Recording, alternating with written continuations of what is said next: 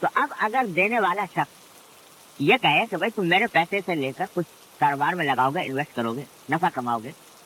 تو اس نفع کا کچھ حصہ میں بھی لینا چاہتا ہوں، لہٰذا تمہیں جس سے پیسے دے رہا ہوں اس کا 10% مجھے دو۔ اس میں کیا قضا ہے، اس میں کیا برائی؟ اور یہ وہ ربا نہیں ہے جس کو قرآن نے حرام قرار دیا۔ یہ بات مرتبہ یہ بات اٹھائی جاتی ہے، دنیا کے مختلف خطوں میں یہ بات اٹھائی گئی ہے، اور یہ کہا جاتا ہے کہ یہ جو کمرشل انٹرسٹ یا کمرشل لون جو ہوتے ہیں، تجارتی قرض، یہ حضور اکرم صلی اللہ علیہ وسلم کے زمانے میں تھے ہی نہیں۔ وہاں تو ذاتی اخراجات پہ قرضے تھے، ذاتی استعمال پہ قرضے تھے، کمرشل لونز ہوتے ہی نہیں۔ لہذا جب کمرشل لونز ہوتے نہیں تو قرآن اس کو کیسے حرام قرار دے سکتا ہے جبکہ اس کا وجود ہی اس زمانے میں نہیں ہے؟ اس کے بعد وہ کہتے ہیں کہ قرآن نے جس ربا کو حرام قرار دیا وہ غریب و فقیروں والا ربا تھا، اور یہ کمرشل انٹرسٹ حرام نہیں۔ تو اس طرح سے اس نقطے کو سمجھ لینے کی ضرورت۔ پہلی بات تو یہ ہے کہ کسی چیز کے حرام ہونے کے لیے یہ بات ضروری نہیں ہوتی کہ وہ حضور اقدس صلی اللہ علیہ وسلم کے زمانے میں پائی جائے، حضور اقدس صلی اللہ علیہ وسلم کے زمانے میں اس کا وجود ہو، یہ کوئی ضروری نہیں۔ قرآن جب کسی چیز کو حرام قرار دیتا ہے تو اس کی ایک حقیقت اس کے سامنے، اس حقیقت کو حرام قرار، چاہے اس کی کوئی خاص صورت حضور کے زمانے میں موجود ہو یا نہ ہو۔ مثال اس کی سمجھیے کہ قرآن نے شراب کو حرام قرار دیا۔ اب شراب کی حقیقت یہ ہے کہ ایسا مشروب جس میں نشہ ہے۔ اب آپ کو شخص کہنے لگے کہ صاحب یہ جو وسکی اور برانڈی ہے یہ تو حضور اکرم صلی اللہ علیہ وسلم کے زمانے میں پائی نہیں جاتی، یہ تو آپ کے زمانے میں پائی نہیں جاتی تھی، لہٰذا حرام کی نہیں۔ تو یہ بات صحیح نہیں ہوگی، اس واسطے کہ وسکی اور برانڈی کی خاص شکل میں تو نہیں پائی جاتی تھی، لیکن اس کی حقیقت کہ ایک ایسا مشروب جو نشہ آور ہو یہ حضور اکرم صلی اللہ علیہ وسلم کے زمانے میں موجود تھا، اور آپ نے اس کو حرام قرار دیں گے تو وہ ہمیشہ کے لیے حرام ہو گیا۔ اب وہ چاہے شراب کی کوئی نئی صورت پیدا ہو، اس کے نام چاہے وسکی رکھ لو، چاہے برانڈی رکھ لو، چاہے رم رکھ لو، چاہے وسکا رکھ لو، جو چاہے وہ جس طریقے سے بھی اس کی شکل پیدا ہوگی وہ حرام۔ تو اس لیے یہ کہنا کہ صاحب کمرشل لون کیونکہ زمانے میں نہیں تھے آج پیدا ہو گئے ہیں اس وقت سے وہ حرام نہیں ہوتے، یہ خیال درست نہیں۔ مجھے ایک لطیفہ یاد آیا کہ ایک ہمارے ہاں ہندوستان کا ایک گویا تھا، گویا جانتے ہیں مغنی گانے والا، وہ کہیں حج کو چلا گیا۔ حج کو جاتے ہوئے جب وہاں سے مکہ مکرمہ سے مدینہ شریف جا رہا تھا تو راستے میں ایک منزل پر قیام ہوا۔ تو پہلے زمانے میں رات کو منزل پر رک کر سو کر اگلے دن سفر ہوتا تھا، مدینہ طیبہ جایا کرتے تھے لوگ۔ تو منزل پر رکا تو وہاں کوئی عرب گویا آ گئے جو عرب مغنی تھا، اور اس میں بیٹھ کر وہاں منزل پر عربی میں اپنا گانا بجانا کچھ شروع کر دیا۔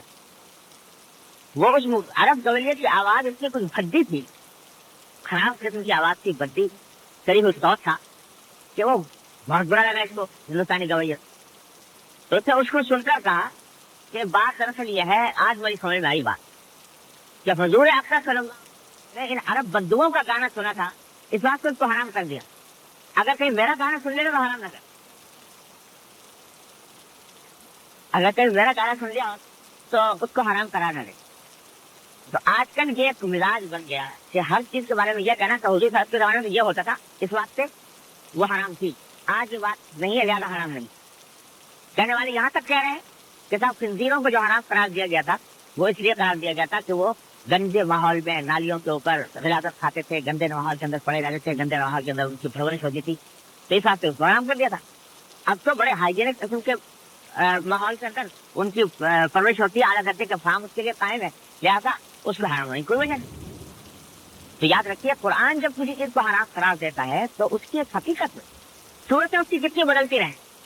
اس کے پیدا ہونے کے تیاری کے طریقے کتنے بدلتے رہیں، لیکن وہ حقیقت اپنی جگہ برقرار رہتی ہے، وہ حرام، یہ ہے اصول۔ پھر یہ کہنا بھی درست نہیں ہے کہ حضرت صلی اللہ علیہ وسلم کے عہد مبارک میں کمرشل لونز کا رواج نہیں تھا، سارے قرضے جو ہیں وہ ذاتی ضرورت کے لیے لیے جاتے تھے اور کمرشل لونز نہیں ہوتے۔ میں نے پوری کتاب اس موضوع پر لکھی ہے، اور میرے والد ماجد حضرت مفتی محمد شفیع صاحب رحمۃ اللہ علیہ کی بھی کتاب ہے مسئلہ سود کے نام سے، اور اس پر میں دوسرا حصہ میں نے لکھا ہے، اس میں میں نے مثالیں دی کہ سرکار دو عالم صلی اللہ علیہ وسلم نے के जमाने में भी तिजारत के कर्जों का लेन देन होता है। लोग ये समझते हैं, जब ये कहा जाता है ना कि अरब के सारा नसीब, अरब के सारा नसीब, लोगों के रहने की बात आती है कि वो जो माशरा था जिसमें हुजूर अकरम सल्लल्लाहु अलैहि वसल्लम तशरीफ लाए थे, वो ऐसा मामूली सा माशरा था तो उसमें तिजारत तो होती नहीं होगी, अगर होगी भी थोड़ी बहुत गंदम बेच लिया, जौ बेच लिया और 10-20 रुपए का खजूर बेच ली, और कोई बड़ा तिजारती मसला वहां पर पैदा नहीं होता। ध्यान में तस्वुर ये किया है, लेकिन याद रखिए कि बात ये सही नहीं। अरब का वो माशरा जिस पर रसूल करीम सल्लल्लाहु अलैहि वसल्लम तशरीफ लाए, उसमें जदीद तिजारत की तकरीबन सारी बुनियादें मौजूद हैं। मसलन मैं आपको एक मिसाल देता हूँ कि कहा जाता है कि ये जॉइंट स्टॉक कंपनी जो होती है, कहा जाता है कि ये 16वीं सदी 15वीं सदी की पैदावार है। जॉइंट स्टॉक कंपनी जिसमें बेशुमार आदमी मिलकर और एक कंपनी वजूद में लाते हैं, कहा जाता है कि 15वीं या 16वीं सदी में पैदा हुई। इससे पहले जॉइंट स्टॉक कंपनी का तस्वुर नहीं था। लेकिन जब हम अरब की तारीख पढ़ते हैं तो नजर ये आता है कि उनमें से हर कबीला एक मुस्तकिल जॉइंट स्टॉक कंपनी, इसलिए कि हर कबीले के अंदर तरीका यह था कि हर कबीले का आदमी वो अपने 1-1 रुपया 2-2 रुपया डालकर और डालकर एक जगह जमा करके और वो शाम बेच कर सामान्य तिजारत मंगाते थे। आपने बहुत नाम सुना होगा, कमर्शियल कारवान जाया करते थे। वो कारवान ये होते कि सारे कबीले का लीडर 1-1 रुपया 2-2 रुपया जमा करके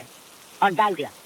और उसका पैसा इकट्ठा करके वहां पर भेजा और वहां से सामान लाकर यहाँ पर फरोख्त किया।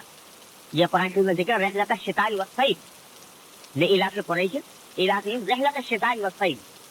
जब अरब के लोग जो है सर्दियों में सफर करते हैं यमन की तरफ और गर्मियों में सफर करते हैं शाम की तरफ, तो ये गर्मियों और सर्दियों के ये सफर मुस्तकिल जारी थे ये तिजारत के लिए, कि इधर से सामान लाकर वहां भेज दिया, वहां सामान लाकर यहाँ भेज दिया। वो सारा कुछ ये कलेक्ट डाले कि जिसमें एक आदमी बाल 10 लाख दिरहम 10 लाख दीनार कर्ज लेता है। अब 10 लाख दीनार अगर कोई कर्ज ले रहा है तो कैसे ले रहा है कि उसको घर में खाने के लिए रोटी नहीं या मस्जिद को कफन देने के लिए कपड़ा नहीं। वो दायरा कितना बड़ा रिबा, अगर वो कर्ज अगर ले रहा है तो वो किसी कमर्शियल मकसद के लिए देगा। जिस वक्त नबी करीम सल्लल्लाहु अलैहि वसल्लम ने हज्जतुल वदा के मौके पर रिबा की हुर्मत का ऐलान फरमाया, तो फरमाया कि आज से रिबा खत्म कर दिया गया और साथ में फरमाया अव्वल रिबा अबू रिबा रिबल अब्बास बिन अब्दुल मुत्तलिब, सबसे पहला रिबा। मिलने का पता अलफुरकान मैं राइट ऑफ करता हूँ, खत्म करता हूँ। वो अब्बास मेरे चाचा अब्बास बिन अब्दुल मुत्तलिब था, यानी हज़रत अब्बास जो हुजूर अकरम के चाचा थे, वो लोगों को सूद पर कर्ज दिया है। तो आपने फरमाया कि आज के दिन क्योंकि रिबा हराम हो गया तो मैं सबसे पहला रिबा जिसको खत्म करता हूँ वो अब्बास बिन अब्दुल मुत्तलिब का रिबा, यानी उनका जो रिबा लोगों के ज़िम्मे वाजिब था आज से मैं खत्म कर दिया। अब रिवायात में आता है कि वो कितना था रिबा